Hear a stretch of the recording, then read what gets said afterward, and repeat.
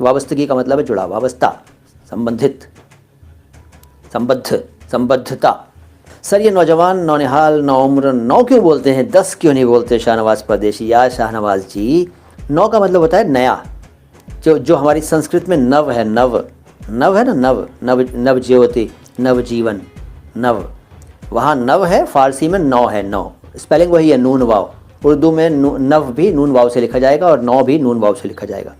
नौजवान यानी जो नया नया जवान हुआ हो, यानी किशोर हैं, युवा, किशोर ख़ास तौर से। अब वैसे तो नौजवान किसी को भी कह देते हैं आजकल, लेकिन नौजवान का सही अर्थ है वो जो नया नया जवान हो रहा हो, यानी किशोर अवस्था में हो। और नौनिहाल बच्चे को बोलते हैं, छोटे बच्चे को। और नौ उम्र, कम उम्र को बोलते हैं नौ उम्र। नौ उम्र का मतलब नई उम्र वाला, मतलब कम उम्र, कम सिन। मुनसिफ का मतलब इंसाफ करने वाला, यानी कि जज, मुनसिफ इंसाफ करने वाला, जज, न्यायाधीश, न्यायमूर्ति।